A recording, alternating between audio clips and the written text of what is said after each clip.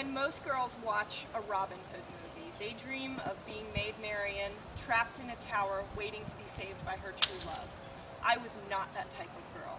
From the first time I saw a Robin Hood movie, I wanted to be an archer.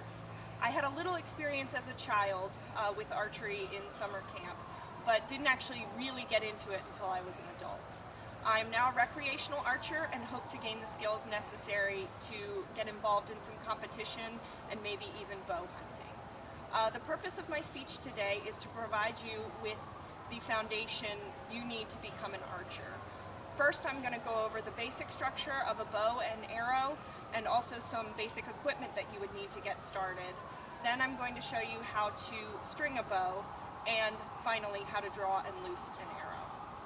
By the end of my speech, I hope that you'll have the information and the desire to start your life off as an archer. So first I'm going to go over the basic structure of a longbow.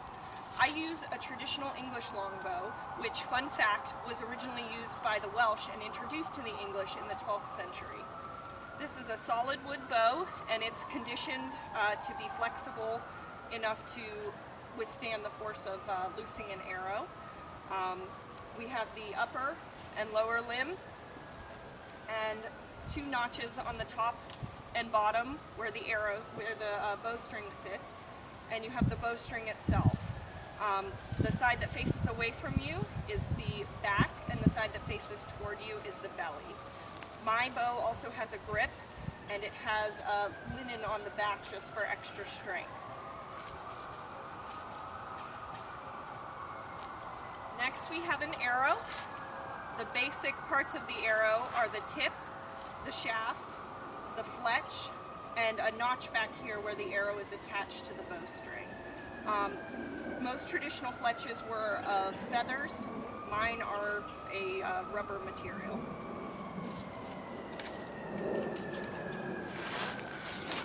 Some other equipment that you would need before getting started are hay bales, as I have to my left.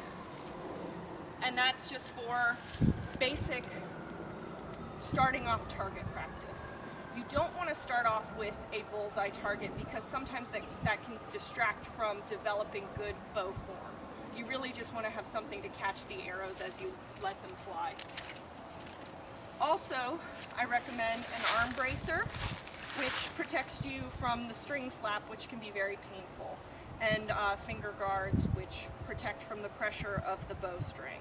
And they can be either 2-finger or 3-finger. Usually you use 3 fingers when drawing a stronger weight bow, so I only use 2 fingers. So second, I'm going to show you how to string a bow. First, you grab the bow with the belly toward you in your right hand. Then you grab the string with your left. You step through with your right leg and you brace the bottom of the bow on your left foot with the middle of the bow behind your right thigh. And then, bringing your right hand up, you use your body weight to bend the bow and your left hand to attach the string into the top notch.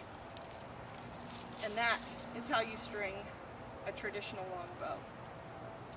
Finally, I'm going to show you how to set, draw, and loose an arrow. So first, you lay your bow horizontally and you place your arrow on the top of the bow.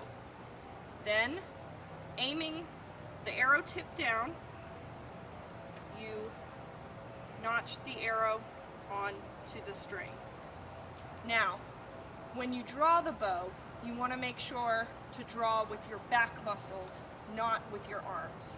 Most people don't have the arm strength to continuously draw and loose arrows. It's mostly done with your back and your core. You also don't want to point the arrow up while you're drawing in case you accidentally let it go. And you never want to release a bowstring without an arrow in place because that can break your bow. It's done in one continuous movement. You put your 2 fingers on either side of the arrow. You don't want to grip the arrow because that can cause the arrow to come off of the bow, and you want it to sit nicely. And it's not gonna, as you can see, it's not gonna go anywhere if you're not holding it in place. So this is just for support. And you stand with your front foot, which is my left foot, toward the target, and your back foot at a comfortable angle. You can bend either leg just however it's comfortable for you. And when you're drawing and loosing your arrow, you keep your eye on the mark. Both eyes open, you don't look down at the bow, and you draw the bowstring back. Some people do it to the side of their lip, and that's called the anchor point. So I'm going to draw and loose an arrow.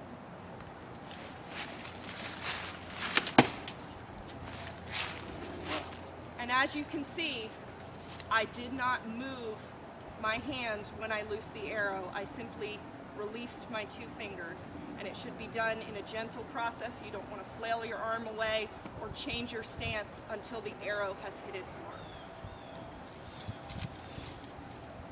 Pretty sure that won't do anything. So there you are, whether for hunting, sport, or just plain recreational fun. That is the basics of archery, and I hope that you now have the desire and the information needed to get started. And I have showed you the structure of a bow and an arrow, how to string a bow, and how to loose an arrow. And I hope you now have the desire as well to join the ranks of archers like me and Robin Hood, and just have a good time. Woo! Yay.